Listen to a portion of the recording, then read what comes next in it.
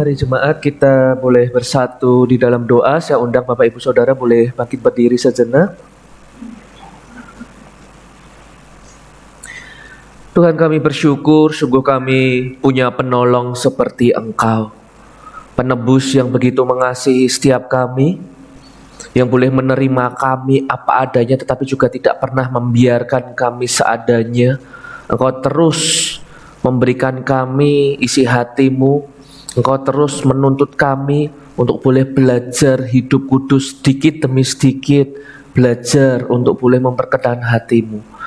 Dan kami tahu Tuhan, dalam keberdosaan kami dan keterbatasan kami, sungguh kami perlu Engkau. Kiranya Engkau yang berikan kami roh hikmat-Mu, untuk kami yang kecil terbatas ini boleh mengerti kebenaran firman. Dan biarlah setiap kebenaran itu mendorong kami untuk boleh semakin tersungkur dan semakin jatuh cinta lebih dalam dan lebih dalam lagi kepadamu. Dalam satu nama Tuhan Yesus Kristus, Sang Sumber Hikmat yang sejati, kami berdoa dan bersyukur. Amin. Ya, jemaat dipersilakan boleh duduk kembali. Shalom. Ya, saya juga terus bersyukur ya kalau Tuhan boleh terus menyertai gereja Panakukan dan jemaatnya di tempat ini dalam kondisi terus baik. Saya membawa salam dari majelis di GKKA Makassar di Banda. Bapak Ibu Saudara, hari ini tema yang diberikan oleh pengurus kepada saya adalah kurban yang sempurna. Kurban yang sempurna. Sekarang mari kita akan baca nas Alkitab kita yang terambil dari Ibrani 10 ayatnya yang pertama sampai 18.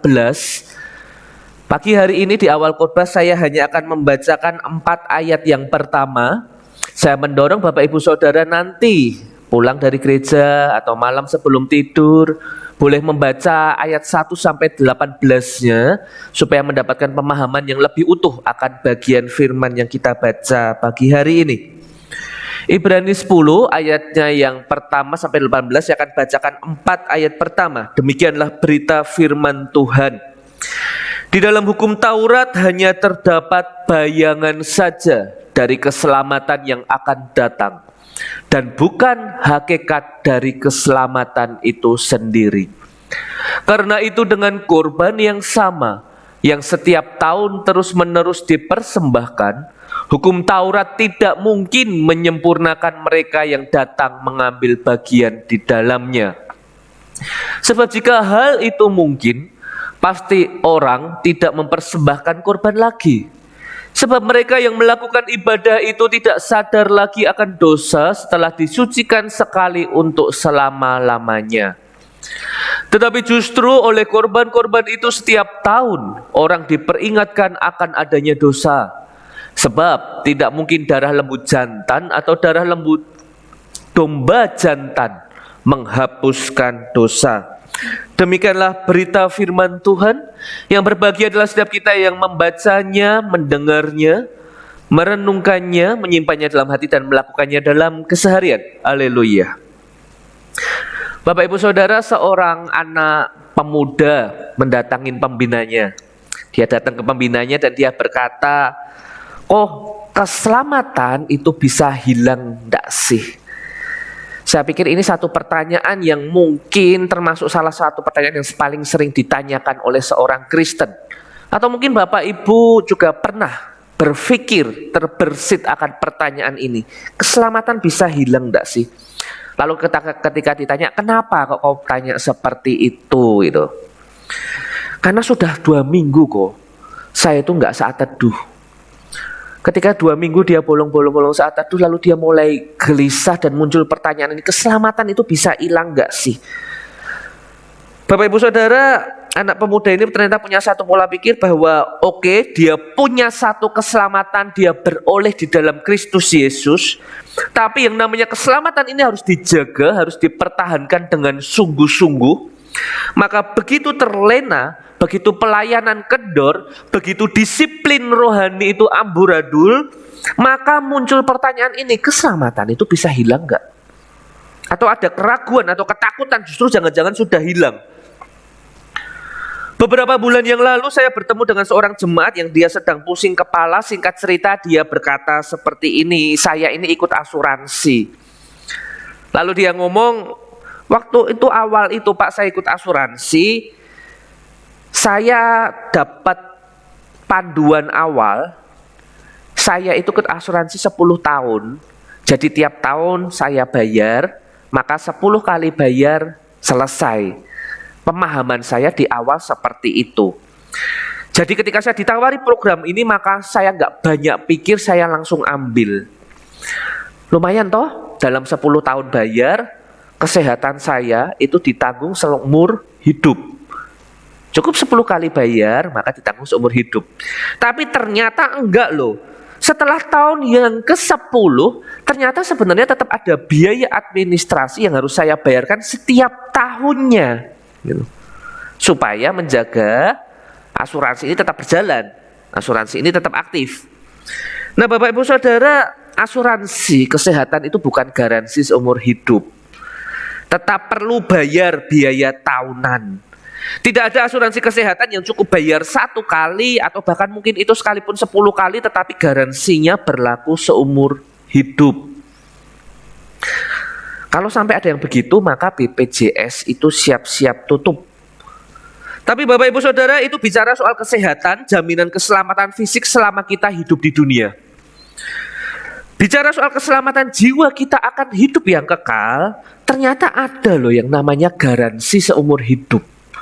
Ada loh yang namanya sekali untuk selamanya. Dan itu yang kita baca dari pembahasan nas kita pagi hari ini. Makanya tema yang diberikan hari ini adalah kurban yang sempurna. Kurban, bukan korban. Saya suka ketika pengurus memberikan kata kurban, walaupun LAI menggunakan kata korban. Kenapa? Karena korban itu ngomongin bencana alam. Nah, itu korban. Korban perasaan. Nah, itu korban. Tetapi kurban memang sesuatu yang dipersembahkan. Nah, mari Bapak Ibu Saudara kita melihat bagian ini lebih dalam. Banyak orang pada waktu itu ketika surat ini ditulis, itu dalam satu pergumulan, jemaat mula-mula itu meninggalkan Yesus dan berbalik kepada Yudaisme.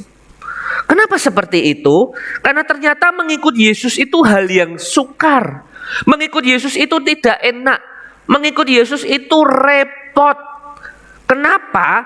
Karena bahkan di momen itu mereka bisa saja dianiaya oleh pemerintah Romawi. Di satu sisi mereka dianiaya oleh pemerintah Romawi, tapi di satu sisi yang lain mereka juga ditolak oleh kalangan mereka sendiri. Dan itu konsekuensi, itu harga yang harus dibayar ketika mengikut Yesus. Nah, Bapak Ibu Saudara, maka untuk menjawab pergumulan mereka inilah maka surat ini ditulis. Jangan tinggalkan Yesus. Itu satu pesan yang diberikan kepada jemaat Ibrani dan pagi hari ini juga diberikan kepada kita untuk boleh meneguhkan setiap kita. Jangan tinggalkan Yesus. Bapak Ibu Saudara, tema surat Ibrani berbicara mengenai keunggulan Yesus. Kalau kita boleh mundur sejenak, hari ini kita baca pasal 10. Bapak Ibu Saudara, sejak pasal 7 itu diberikan gambaran di sana bagaimana Yesus adalah imamat yang lebih baik. Pasal 8 bicara soal Yesus itu mengadakan perjanjian yang lebih baik. Pasal 9 dilanjutkan, Yesus itu masuk ke tabernakel dan dia mempersembahkan kurban yang lebih baik. Lalu kita tiba hari ini di pasalnya yang ke-10, penulis itu memberikan satu kesimpulan. Apa kesimpulannya? Yesus telah melakukan apa yang tidak bisa dilakukan oleh imam Israel. Yesus telah mencapai apa yang tidak bisa dicapai oleh agama Yahudi. Maka jangan lari dari Yesus, tetapi larilah menuju Yesus. Keunggulan Yesus yang diproklamasikan ini, yang terus digaungkan supaya jemaat Ibrani itu yakin teguh. Iya, ikut Yesus setia. Pertanyaannya bagi setiap kita, Bapak Ibu Saudara, ketika kita ingin datang pada Yesus, ketika kita ingin ikut Yesus, ketika kita ingin setia sama Yesus, kita ngerti nggak sih hambatan terbesar kita apa?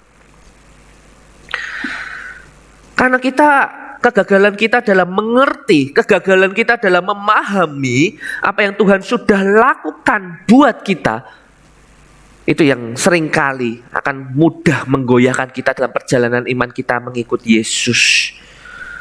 Ketika kita lupa dengan apa karya salib Yesus, besarnya karya salib Yesus itu, maka ketika masalah pencobaan datang bertubi-tubi, badai itu menghantam kita dengan kencang, maka kita akan mudah goyah. Dan inilah pesan hari ini. Yesus itu sudah tebus dosa setiap kita. Yesus mati untuk menyelamatkan kita. Dan harganya sudah lunas dibayar, tetelestai. Bapak Ibu Saudara, saya ingin mengajak setiap kita masuk ke satu bagian awal. Saya bagi dalam dua bagian, ayat 1 dan 4 ini bagian yang pertama. Kenapa kata bayangan muncul di sana? Bapak Ibu Saudara, kalau kita baca ayat yang pertama, di sana jelas dikatakan, di dalam hukum Taurat hanya terdapat bayangan saja. Hukum Taurat itu cuma cicipan, Bapak Ibu Saudara. Maka dalam tradisi bangsa Israel, untuk menebus dosa, apa yang mereka lakukan? Mereka itu mempersembahkan korban di dalam upacara-upacara keagamaan. Dan prosesi mempersembahkan korban ini menjadi satu hal yang penting, satu hal yang harus ada, yang harus dikerjakan. Supaya apa? Supaya dapat jaminan penebusan ini loh. Sama seperti asuransi tadi. Atau mungkin seperti anggapan anak pemuda tadi yang harus saat teduh setiap hari. Tetapi jaminan ini hanya berlaku tahun demi tahun. Tidak pernah ada bangsa Israel, umat yang mempersembahkan kurban sekali dan cukup. Sekali dan lalu dia berpikir ada satu kebenaran bahwa dosanya sudah diampuni lunas. Enggak. Tapi setiap tahun dia akan bawa upeti persembahan itu. Untuk apa? Untuk menetralisir, supaya netral lagi. Tetapi besoknya berbuat dosa lagi dan dia akan bawa korban persembahan lagi, dinetralisir lagi, Bapak Ibu Saudara. Maka di sini kita dapat melihat bahwa hukum Taurat itu baik, tetapi hukum Taurat tidak menyelamatkan. Maka tetap perlu yang namanya kurban yang sejati. Kurban yang ini diberikan rutin. Kurban ini menjadi jaminan hidup aman, tapi hanya tahun demi tahun. Maka Bapak Ibu Saudara, ketika kita berbicara mengenai kurban di sini, kita bukan sedang membandingkan, sedang mengontraskan apa yang baik dengan apa yang buruk. Ketika hukum Taurat itu disandingkan dengan Yesus, kita sedang tidak berbicara mana yang baik dan mana yang buruk. Tetapi kita sedang berbicara mana yang lengkap dan mana yang tidak lengkap. Bapak Ibu Saudara, kalau kita boleh mundur lagi sejenak tadi, kata kurban dalam bahasa Ibrani itu punya satu sense, satu makna, menjadi lebih dekat dengan sesuatu atau seseorang. Jadi jelas di sini kita bisa melihat bahwa ketika bangsa Israel itu mempersembahkan kurban, tujuannya adalah supaya dia lebih dekat dengan Allah. Dosa yang membuat dia menjauh dari Allah, dia persembahkan kurban supaya dia makin dekat lagi. Melalui korban persembahan kepada Allah, mereka berharap Allah itu mengampuni segala dosa mereka dan menerima mereka sebagai umatnya. Sekali lagi, walaupun problemnya tetap muncul. Persembahan korban itu tidak serta-merta memecahkan masalah mereka akan yang namanya eksistensial dosa. Darah binatang hanya merupakan pendamaian sesaat. Saya garis bawahi sesaat. Bagi dosa-dosa umat saat itu. Dan inilah yang ditegaskan penulis Ibrani. Bangsa Israel, walaupun kau itu persembahkan korban setiap tahun, korban-korban tersebut gak akan bisa selamatkan engkau. Itu ayat pertama dan kedua. Lalu di ayat keempat ditegaskan, korban darah lembu, korban domba jantan, itu tidak menghapuskan dosamu. Bahkan persembahan korban ini justru menjadi beban tanpa akhir dalam hidup mereka. Karena ketika mereka tidak mempersembahkan korban, mereka akan stres. Ketika mereka nggak ada duit, mereka tidak bisa mempersembahkan korban yang baik dagingnya, mereka akan stres. Bagaimana dengan dosa saya? Nah, Bapak Ibu Saudara, ada ketidaksempurnaan dan ketidakkemampuan korban di perjanjian lama untuk menghapuskan dosa itu secara tuntas. Bapak Ibu Saudara, ada satu obat, kalau Bapak Ibu Saudara bisa baca tulisan yang di tengah itu, antidepresan. antidepresi. Ada orang yang minum obat itu dia ketergantungan, dia terus-menerus minum. Ada yang seperti itu ya. Jadi ketika dia lupa minum obat itu atau obatnya habis, ya dia akan gelisah, ya dia akan marah-marah, ya dia akan depresi. Obat itu menyembuhkan tidak?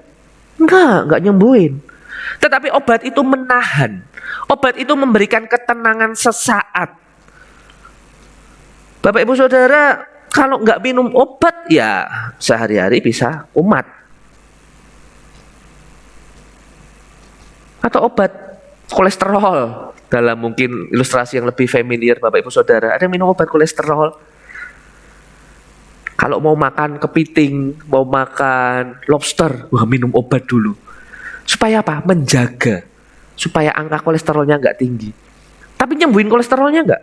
Nggak nyembuhin. Dia hanya menahan, dia hanya menjaga untuk sesaat. Nah Bapak Ibu Saudara, karena problem ini muncul di ayat 1-4, maka kita akan masuk ke bagian keduanya ayat 5-10. Realitanya apa? Kebenaran sejatinya itu apa? Korban bakaran itu ternyata tidak dikehendaki oleh Allah. Tuhan itu tidak berkenan kepada korban tebusan. Maka ini yang dia hapuskan. Kepada korban bakaran dan korban penghapusan dosa, penulis berkata, engkau itu enggak berkenan ya Tuhan.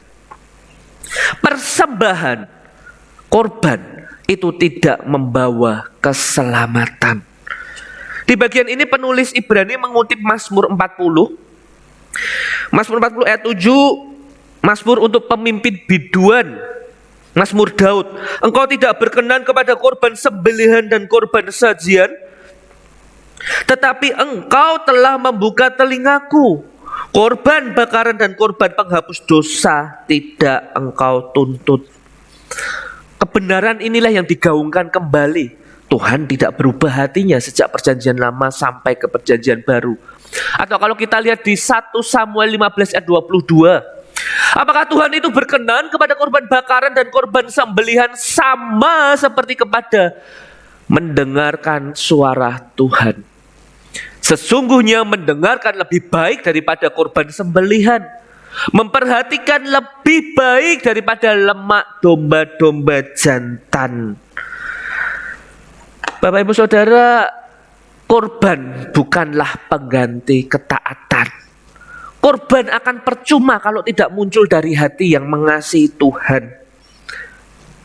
Percuma bawa korban seperti apapun kalau hati, bicara soal hati, hatinya tidak sungguh-sungguh bertobat, hatinya tidak sungguh-sungguh berubah. Ilustrasinya gini deh, di Panakukang ada jemaat yang kalau persembahan tiap minggu 1 juta. Wih, sombong gitu, angkat tangan ya. Anggaplah ada. Pertanyaan saya, apakah yang mempersembahkan 1 juta itu berarti dia lebih taat daripada yang kasih persembahan 100.000? Ada yang bisa jamin 100%? Tidak selalu lebih taat loh. Yang lebih taat ya bisa jadi gitu. Kita juga jangan bilang wah pasti gak taat loh, enggak juga. Kasih persembahan lebih banyak lebih taat bisa. Yang kasih persembahan lebih sedikit pun bisa jadi lebih taat dan bisa jadi lebih gak taat juga bisa. Tetapi sekali lagi ini bukan jaminan. Angka ini tidak menentukan. Dan ini yang sedang dikritisi. Maka yang mempersembahkan domba, yang mempersembahkan lembu itu jauh lebih taat, jauh lebih bertobat daripada yang mempersembahkan burung merpati. Enggak ada jaminan itu Bapak Ibu Saudara. Ini yang dikutip di perjanjian lama. Nah ketika kita punya problem ini, lalu gimana dong solusinya? Kalau persembahan itu gagal menyelamatkan saya secara tuntas, di mana solusinya? Nah setelah ayat 10 ini maka kabar baik itu bertubi-tubi dimunculkan oleh penulis pada setiap kita. Dan ini sungguh luar biasa. Ayat 10, dan karena kehendaknya inilah kita telah dikuduskan 1 kali untuk selama-lamanya oleh persembahan tubuh Yesus Kristus. Indah bukan? Jelas di sini ditulis, saya berikan warna berbeda. 1 kali untuk selama-lamanya.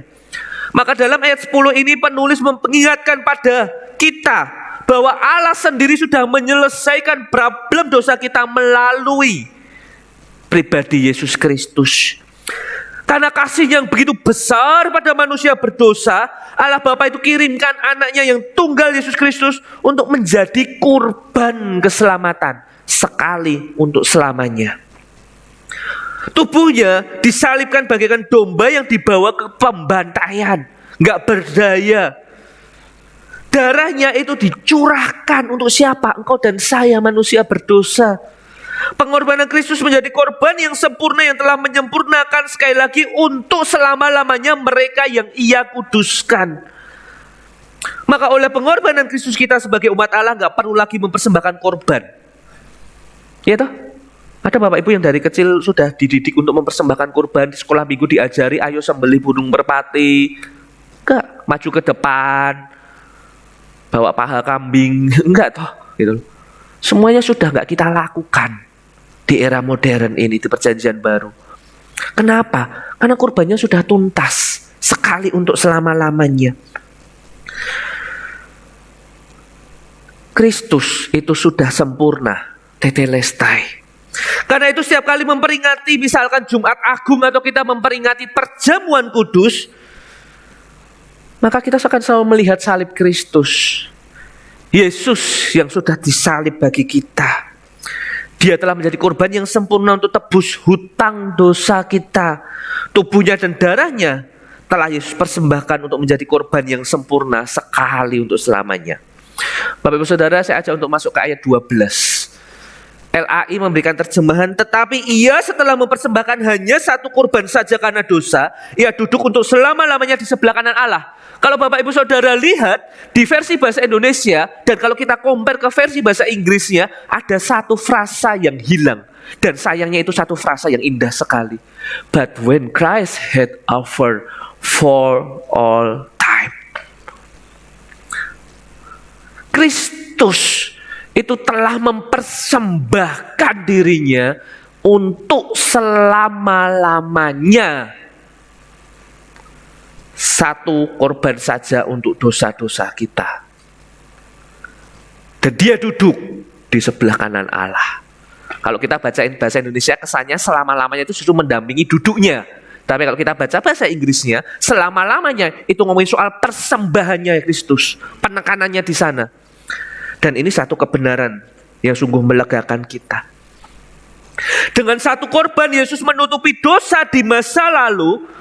Dengan satu korban Yesus menutupi dosa di masa ini yang kita perbuat sekarang. Tetapi dengan satu korban yang sama pun Yesus juga menutupi, dia cover dosa yang akan datang, yang akan kita perbuat. Pengorbanan Yesus sekali untuk selamanya menutupi semua pelanggaran umat percaya di segala zaman. Lalu kalau kita lihat di sana ada kata He sat down. Apa artinya dia itu duduk? Bapak Ibu kapan duduk? Waktu dengar firman Tuhan. Biasanya kalau beraktivitas sehari-hari itu Senin sampai Sabtu kapan duduk? Kalau kerjaannya udah selesai. Makanya kalau saya di Panakukang, saya akan dapat snack, kopi, duduk. Itu nanti kalau khotbahnya sudah selesai bareng-bareng Bapak Ibu tuh di luar sana. Gitu loh. Ada tari pang dan segala macamnya itu kan. Nggak pernah saya baru khotbah, ini belum selesai, dipanggil. Gitu. Ayo Pak Roni, kita ada snack enak di sana. Gitu. Saya tinggalin Bapak Ibu. Enggak, kerjaannya belum kelar. Nah maka dikatakan di sana Yesus itu duduk. Ini kata yang sederhana tapi clear. Artinya apa? Korbannya itu cukup sekali, matinya cukup sekali, bangkitnya sekali, tapi selesai. Yesus gak perlu kerja lagi, mati lagi, bangkit lagi, mati lagi, bangkit lagi. Dan ini adalah merupakan satu kontradiksi dibandingkan apa? Jemaat perjanjian lama yang setiap tahun mempersembahkan kurban. Habis itu duduk, ya mungkin duduk bentar. Tapi tahun depan dia akan datang lagi, persembahkan kurban lagi, kerja lagi. Tahun depannya lagi dia bawa lagi itu. Hal ini dikontraskan dengan Yesus. Di Dia persembahkan dirinya sekali untuk selamanya, dan setelah itu dia duduk di sebelah kanan Allah Bapa. Bapak Ibu Saudara, dia duduk menunggu hari satu momen dia akan datang kembali sebagai apa? Raja. Dia kurban, tetapi ingat dia juga adalah raja. Atau saya ajak Bapak Ibu Saudara untuk melihat bagian ini. Inilah pencapaian terutama dari pengorbanan Yesus, ayatnya yang ke-14. Sebab oleh satu korban saja ia telah menyempurnakan untuk selama-lamanya mereka yang ia kuduskan. Lalu kalau kita lihat bahasa Inggrisnya, for by a single offering he has perfected for all time. Lihat yang warna merah ini. Bapak Ibu Saudara, bentuknya adalah perfect tense. Artinya apa? Satu tindakan yang sudah selesai di masa lalu, tetapi efeknya itu terus masih bergulir di masa kini dan masa yang akan datang. Tindakannya sudah selesai, tetapi dampaknya itu akan terus berjalan. Dengan kata lain apa Bapak Ibu Saudara? Nggak ada lagi yang perlu ditambahkan. Nggak ada yang perlu kita lakukan lagi untuk beroleh keselamatan. Kan udah selesai, udah cukup, udah perfect, sempurna. Bapak Ibu kalau kita tengok agama lain, itu mereka masih harus melakukan ini dan itu, benar ya? Lakukan ini dan itu, lakukan ini dan itu, lakukan ini dan itu pun masih insya Allah. Semoga Tuhan menghendaki. Tetapi kita clear. Ketika Yesus mati untuk setiap kita, keselamatan itu sudah dijanjikan dan diberikan. Nah Bapak Ibu Saudara, Injil inilah yang terus menguatkan kita. Lalu di bagian yang berikutnya yang saya berikan warna merah, di kalimatnya yang ketiga, lihat kepada siapa yang perfected ini diberikan, yang all time ini diberikan. Those who are being sanctified. Bapak Ibu Saudara, kalau yang tadi perfect tense, bentuknya di sini akhirnya adalah present participle. Artinya apa? Artinya ini sesuatu yang masih terjadi. Lihat ya, pelan-pelan. Yesus sudah mati di masa lalu, sudah selesai, tuntas. Dampaknya berlaku sekarang, kita selamat. Dampaknya berlaku di masa yang akan datang, generasi berikutnya juga selamat umat tebusannya. Tetapi anugerah itu diberikan kepada kita yang sekarang hidup, yang masih dalam proses pengudusan. Artinya ketika Yesus mati menebus dosa kita, di satu sisi kita juga masih bisa berbuat dosa. Kuasa dosanya hilang, hukum dosanya hilang, tetapi ikatan dosanya kita masih, natur dosanya masih ada. Bukan berarti setelah menerima Kristus maka di kepala kita itu lalu ada lingkaran putihnya, lalu kita keluar sayapnya. Lalu kalau di jalanan macet, biasa kita dilanggar, kita dipepet, kita buka jendela, matanya kemana? Lalu kita kali ini karena kita sudah dikuduskan, ketika kita dipepet, kita buka jendela, hati-hati di jalan, Tuhan Yesus memberkati, shalom. Ada yang begitu? Kan kalau dipepet kan tetap aja jengkel toh. Kalau dipepet kan tetap aja pinginnya marah toh. Bapak Ibu Saudara, bukan berarti tiba-tiba lalu apa yang kita kerjakan di hari kita menerima Tuhan Yesus Kristus semuanya berubah dan semuanya jadi hidup kudus. No. Proses pengudusan itu proses yang masih terus berjalan. Di satu sisi Allah sudah menerima kita dalam status keberdosaan kita, tetapi di sisi yang lain Allah masih memproses kita untuk makin kudus, makin serupa dengan Kristus. Maka sekali lagi kata di ayat 14 ini satu frase yang memang gak mudah dipahami. Kalau John Piper ngomong ayat 14 ini provocatively dan paradoxically. Kalimat yang provokatif tetapi kalimat yang paradoks. John Piper ngomong ini misteri Injil. Nah ini tentu gak dibahas di khotbah ini, akan jadi satu khotbah tersendiri. Tapi inilah mystery of the gospel. Gampangnya gini, Bapak Ibu ketika terima Tuhan, bukankah engkau juga masih bergumul dengan dosa-dosamu. Saya juga. Dengan dosa-dosa yang kita perbuat sebelum kita menerima Tuhan. Di momen kita menerima Injil Kristus itu. Benar ya? Yang tadi ada contoh di jalan raya.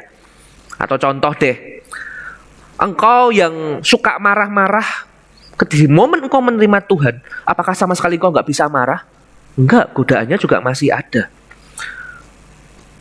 Engkau yang sudah terlibat nilep pajak deh, nggak setor pajak 5 tahun, 10 tahun, 15 tahun. Di momen engkau terima Tuhan, apa tiba-tiba lalu ada kerinduan di hatimu, lalu bayar pajak 100%, engkau bayar hutang-hutang yang lalu? Enggak loh. Keinginan untuk terus melanjutkan gak bayar pajak atau bayar ya tapi korting lah itu juga ada loh. Ketika engkau dulu jatuh dalam dosa pornografi, lihat cewek cantik, seksi, suka, di momen engkau terima Tuhan, apakah tiba-tiba ketika engkau lihat cewek cantik dan seksi engkau berkata haram, pahit? Kan ya enggak toh. Godaan itu juga masih engkau gumuli, kita masih hadapi. Tetapi Piper ngomong, tidak serta-merta kita jatuh, itu yang membedakan.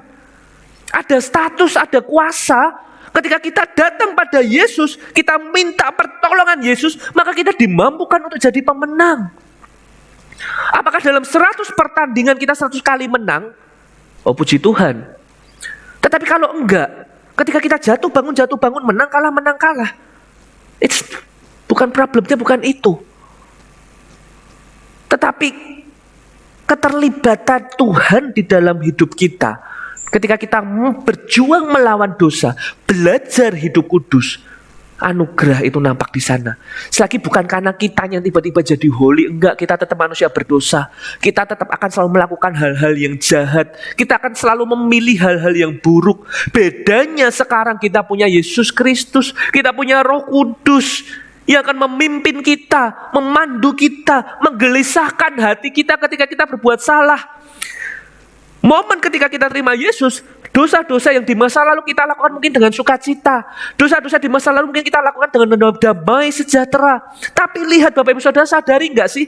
Sejak kita terima Yesus, ketika kita berbuat dosa, dan mungkin saja kita masih jatuh dalam dosa, sebenarnya hatimu sedang gelisah. Kalau mau jujur, hatimu enggak damai kok. Mungkin kau jatuh dalam pornografi, mungkin kau jatuh dalam nggak bayar pajak tadi, mungkin kau melanggar lampu lalu lintas yang warna merah, mungkin kau nggak pakai helm waktu naik motor, engkau lawan arus, tapi hatimu gelisah, hatimu merasa ini ada yang nggak benar ini Tuhan, ada penyesalan di sana, dan itu yang membedakan. Kekudusan itu status, dan itulah aplikasi kita hari ini. Bapak Ibu Saudara, sekali untuk selamanya bukan berarti pembenaran atas perbuatan dosa kita, bukan berarti pembenaran atas kejatuhan kita. Ya udahlah, berbuat dosa juga enggak apa-apa, silahkan berbuat dosa, toh udah selamat. Kan udah selamat. Bapak Ibu Saudara, yang di rumah suami istri, atau yang orang tua punya anak, anak punya orang tua, ada status keluarga. Pertanyaannya saya, engkau suami kalau kau nggak kasih nafkah istrimu, nggak usah dikasih uang bulanan lah, statusnya berubah enggak? Berubah Pak, cerai Pak. Oh, ya, kita kan bukan penganut itu, gitu kan? Kita penganut itu bukan alasan untuk bercerai. Tapi kan ketika kau nggak kasih bulan ini duit, kau kan nggak cerai toh? Statusmu bukan lalu putus toh? Kau tetap suami istri toh? Ketika kau nggak ke gereja bareng suami istri, bukan berarti lalu kau juga langsung cerai toh? Statusmu kan tetap suami istri. Terus kenapa harus lakukan itu? Kenapa kau harus kasih pasanganmu? Engkau yang anak kenapa harus bantu orang tua? Ikutan cuci piring, ikutan bersihin rumah. Orang tua sakit dirawat. Loh, nggak usah lakukan itu, kan juga statusnya tetap orang tua. Nggak bisa tuh statusnya hilang tuh anak ini. Kenapa harus lakukan? Maka dengan gambaran ini kayaknya udah menjawab jelas sekali. Pengampunan dosa itu sudah diberikan. Tapi kayaknya kok keterlaluan kalau itu jadi alasan kita masih berkecimpung di lumpur dosa. Bukankah seharusnya pengampunan dosa itu membebaskan kita untuk kita itu bisa mengasihi Allah dengan totalitas?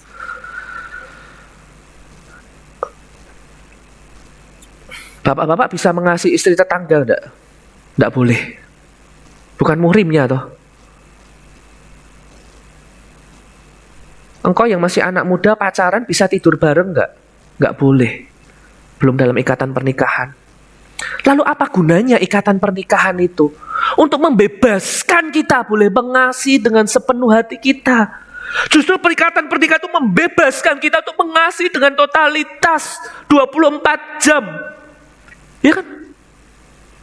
Kan kalau ke hotel gitu toh, digerebek, ayo KTP-nya mana? Oh suami istri menikah, oh yaudah aman silakan tidur lagi. Bebas, totalitas. Pembebasan yang dilakukan oleh Tuhan sekali untuk selamanya. Itu saja justru membebaskan kita untuk kita tuh boleh berelasi intim terus sama Tuhan 24 jam. Membebaskan kita untuk boleh beribadah di hari Minggu. Loh, coba Bapak Ibu agamanya bukan Kristen dan menentang Tuhan, datang deh ke sini tiap minggu. Pasti ditanyai, nggak dilarang kalau mau cari itu. Tapi kan minimal ditanyain dong. Tapi kalau coba Kristen, jemaat Panakukang lagi-lagi, kebebasan untuk keluar masuk, kebebasan untuk pelayanan. Ada itu kan hak tanggung jawab gereja, jemaat gereja. Kebebasan untuk menikmati hadirat Tuhan. Itu Bapak Ibu Saudara. Dan ini implikasi khotbah hari ini. Biarlah status yang kembali ditegaskan sekali untuk selamanya itu mendorong kita, meneguhkan kita untuk kita hidup nempel erat sama Tuhan tanpa gelisah. Dan itu harusnya memberikan kita juga jaminan kemenangan.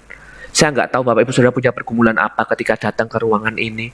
Nanti pulang masih ada pergumulan apa.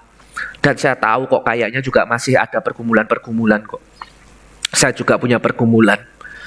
Tetapi berita hari ini adalah kita tuh sudah dimenangkan di dalam Kristus. Dan kita sesungguhnya bisa menang dalam pertempuran-pertempuran kecil kita. War-nya itu kan sudah dimenangkan. Kita sekarang cuma hanya battle-nya aja. Peperangan-peperangan kecilnya aja. Mari Bapak Ibu Saudara tetaplah berpengharapan di dalam Kristus. Keluargamu hancur, berantakan, relasimu nggak baik. Selama ini kau rasa aduh percuma, mau pulih, ngobrol baik-baik jadinya berantem. Mau belajar cerita, jadinya malah salah. Tetap coba terus. Percaya pengharapan itu dalam Kristus. Kalau engkau jatuh dalam pornografi, pingin selingkuh, sekarang lagi ngetren kan isu selingkuh. Dan rasanya kok saya selalu jatuh. Pokoknya kalau udah di kamar sendirian pasti jatuh dalam pornografi. Kalau udah pegang handphone, pasti udah scroll. Cewek-cewek cantik, joget-joget, seksi-seksi. Ketahuilah ada pengharapan di dalam Kristus. Kalau engkau jatuh dalam dosa materi, jatuh dalam isu penerimaan, ingin diterima si lingkungan ini, ingin diterima lingkungan itu, jatuh dalam isu kuasa, pingin power, supaya dihormati, supaya diakui. Dan selama ini kita selalu jatuh karena ketakutan kan selalu jatuh. Yang penting angan ada uang baru saya damai. Saya akan halalkan segala cara supaya ada uang di tangan. Hari ini Tuhan kasih satu kebenaran sejati. Engkau bisa menang. Engkau bisa menang. Bukan karena kita hebat, tapi karena ada Tuhan yang menguatkan kita. Dan Tuhan yang sudah menang di kayu salib sekali untuk selamanya. Mari kita berdoa. Tuhan terima kasih. Hari ini kami semakin yakin kami memang manusia berdosa, kami manusia celaka. Apapun yang kami pikirkan, katakan, pilih, lakukan, semuanya adalah hal-hal yang salah. Di luar Engkau, selalu kejatuhan yang kami ambil. Tapi kami juga belajar bahwa di dalam Engkau, kami dimampukan untuk memilih apa yang benar, mengucapkan apa yang benar, memikirkan dan melakukan apa yang benar. Di dalam Engkau, Kami dimampukan untuk beroleh kemenangan, pengharapan, untuk boleh memilih apa yang baik itu.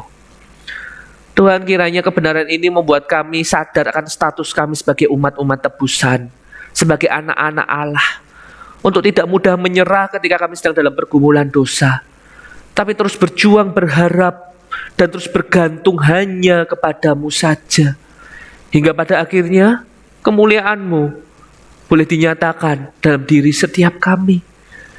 Dalam satu nama Tuhan Yesus Kristus, Tuhan kami yang hidup sampai selama-lamanya, kami berdoa. Amin.